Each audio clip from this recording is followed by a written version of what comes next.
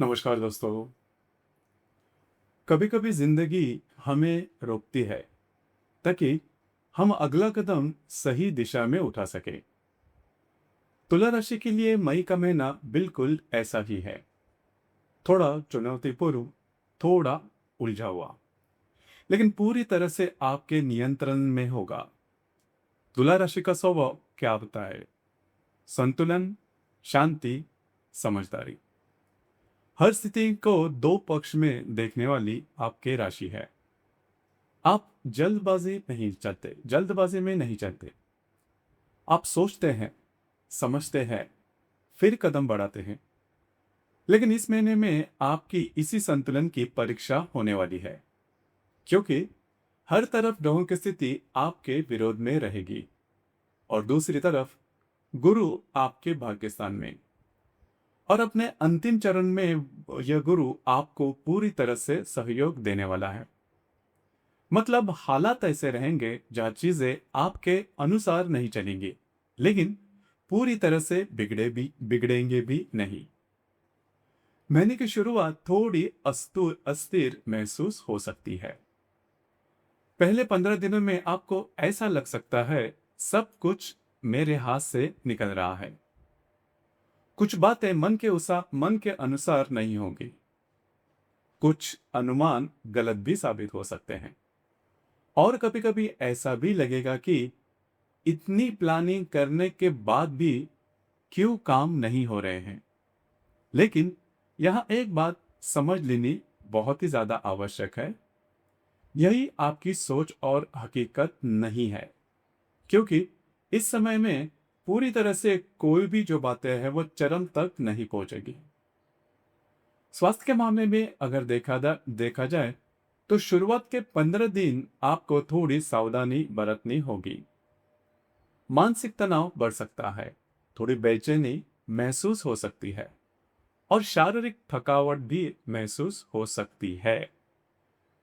तुला राशि के लोग बाहर से शांत दिखते हैं, लेकिन अंदर बहुत कुछ सोच चलती रहती है और यही ज्यादा सोच इस समय आपके लिए परेशानी का कारण बन सकती है। लेकिन चिंता करने की बिल्कुल भी जरूरत नहीं। जैसे जैसे महीना आगे बढ़ेगा, आप धीरे धीरे खुद को संभाल लोगे। 15 तारीख के बाद आप फिर से संतुलन में आ जाओगे। आर्थिक मामलों में यह महीना थोड़ा संभल कर चलने वाला है। सब कुछ खराब तो नहीं होगा, लेकिन सब कुछ आपके मन के अनुसार भी नहीं होगा। कुछ अनपेक्षित खर्चे सामने आ सकते हैं। कुछ लेन देन की आपकी उम्मीद के अनुसार नहीं होंगे। इसलिए इस समय बड़े आर्थिक निर्णय लेने से बचना होगा। कर्ज देना, कर्ज लेना या बड़ी इन्वेस्टमेंट करना, इनमें आपको सावधानी बरतनी होगी। खासकर शेयर मार्केट में बड़ी रिस्क लेने से बचें, क्योंकि इस समय आपके अनुमान चूक सकते हैं। घर के माहौल की बात अगर करें तो थोड़ी अस्थिरता महसूस हो सकती है। घर में छोटी छोटी बातों को लेकर तनाव बन सकता है। कुछ गलतफहमियां भी पैदा हो सकती है और इसका सीधा सीधा असर आपके मन पर भी पड़ेगा। लेकिन यह स्थिति स्थायी नहीं है। कुछ समय के बाद परिस्थितियां धीरे धीरे सामान्य होने लगेंगी। रिश्तों में सुधार आएगा। लेकिन इस समय घर के बड़े लोगों के स्वास्थ्य के बारे में ध्यान देना बहुत ही ज्यादा आवश्यक है। रिश्तों के मामले में भी यह महीना थोड़ा संवेदनशील है। अगर आप किसी के रिलेशनशिप में हैं तो छोटी छोटी बातों पर मतभेद हो सकते हैं। आपका स्वभाव शांत है, लेकिन आप अपनी भावनाओं को अंदर ही रखते हैं और फिर एक समय ऐसा भी आता है कि आपकी जो भावनाएं हैं वो बाहर निकल के आती हैं। इसीलिए इस समय कम्युनिकेशन सबसे ज्यादा जरूरी है।